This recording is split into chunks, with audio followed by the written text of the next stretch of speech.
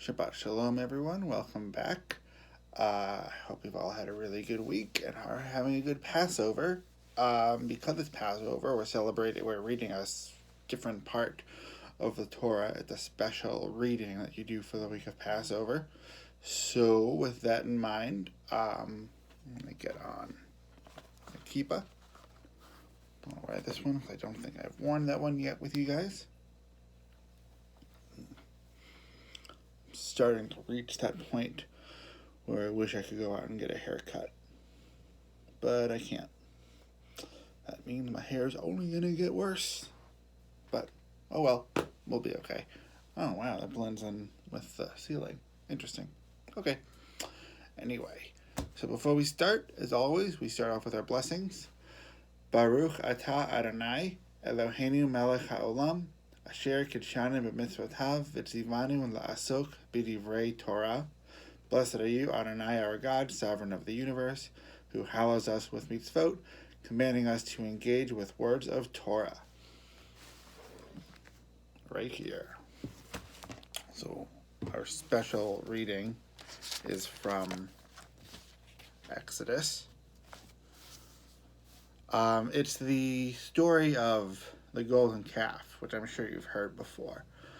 Moses goes up to God after they've left Egypt to get the Ten Commandments, and while he's gone, the people start to worry because they don't see their leader anymore, and they convince Aaron, Moses' brother, to make a calf, a baby cow, out of gold for them to worship. So, that's what we'll read. When the people saw that Moses was so long in coming down the mountain, the people gathered against Aaron and said to him, "Come, make us a god who will go before us, for that man Moses, who brought us from the land of Egypt, we do not know what has happened to him." Aaron said to them, "Take off the gold rings that are on the ears of your wives, your sons, and your daughters, and bring them to me." And all the people took off the gold rings that were in their ears and brought them to Aaron. This he took from them and cast into a mold and made it into a calf. And they exclaimed, "This is your God, O Israel, who brought you out of the land of Egypt." When Aaron saw this, he built an altar before it, and Aaron announced, "Tomorrow shall be a festival of the Lord."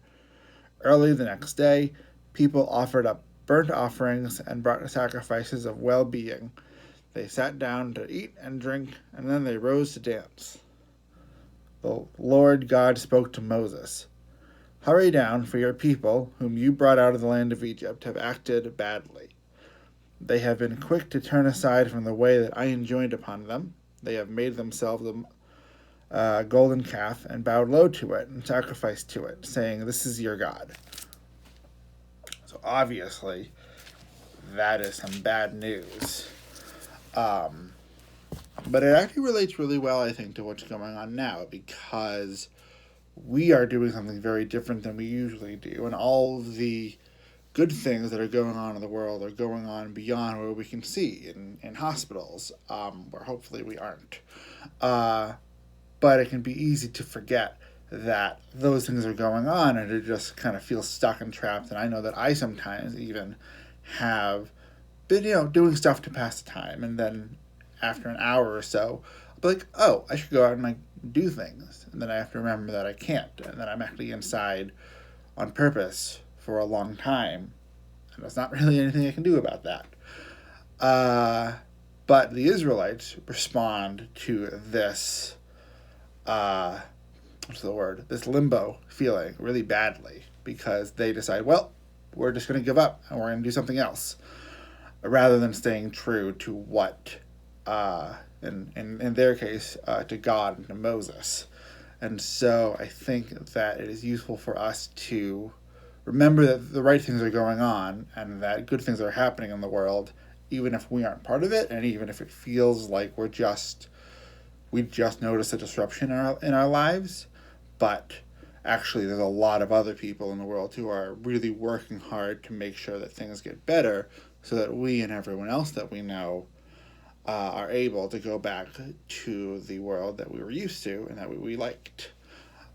So, we're going to play some Debbie Friedman, some more Misha Barak, and just think about ways that you can be mindful of the good things going on in the world, or ways that you can, not quite distract yourself, but ways that you can occupy your time so that you don't do what the Israelites ended up doing, which is kind of despair and make some really rash choices that you wouldn't usually do.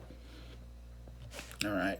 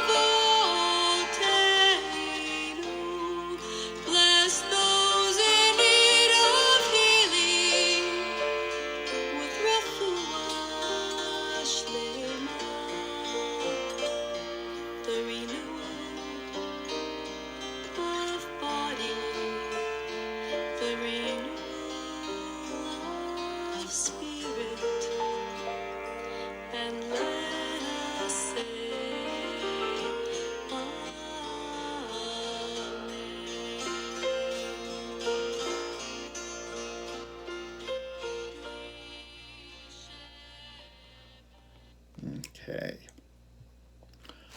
I'm curious what you all have planned for Passover. I'm sure that this has changed your plans, but I hope that you are actually staying home and doing your Seder online or over the phone somehow. I know that will be a difficult change, but it's really important. Actually, a Jewish